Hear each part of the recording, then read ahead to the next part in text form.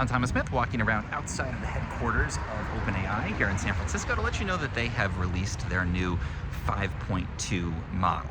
This is an improvement over the 5.1, GPT-5.1, but there's some key differences from what we were expecting and some really interesting things on the way.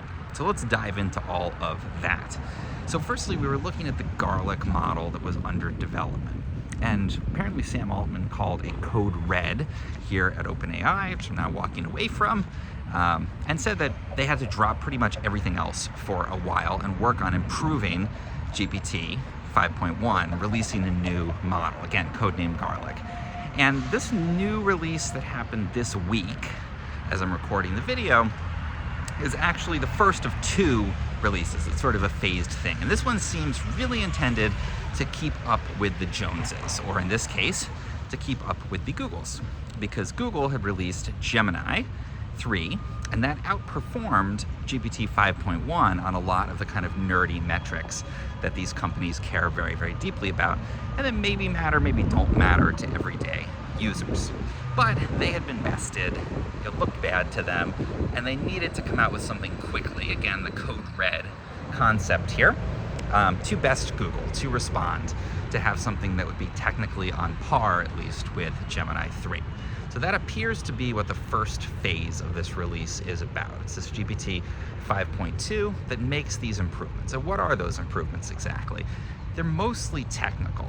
So don't expect a new personality, don't expect incredible new, multimodal, like image generation capabilities.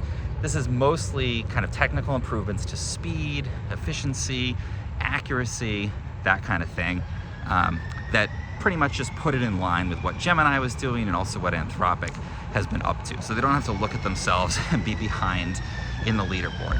If you use GPT for coding kinds of tasks, that's probably going to be somewhat helpful.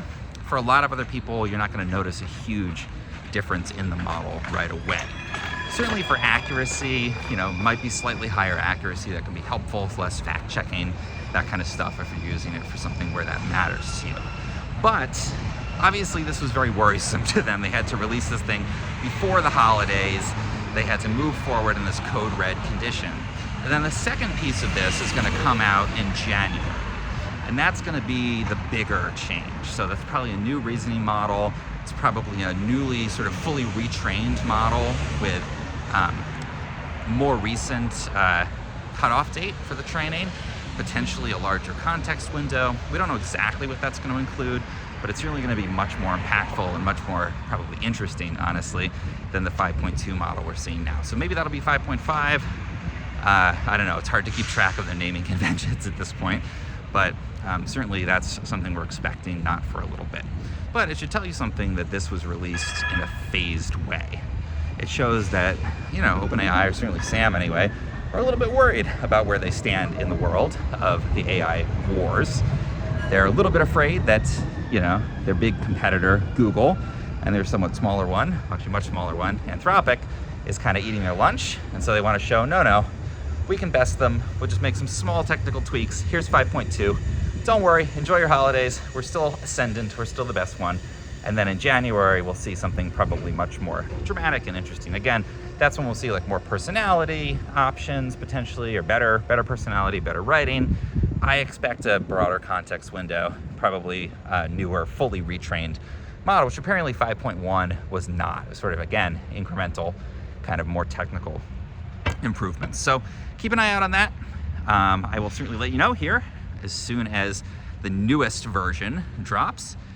Probably again January, but who knows? No one expected this thing to happen so quickly, and yet here we are before the holidays, well before the holidays, and there's something to report on there. So make sure to like and subscribe, and I will continue to keep you updated.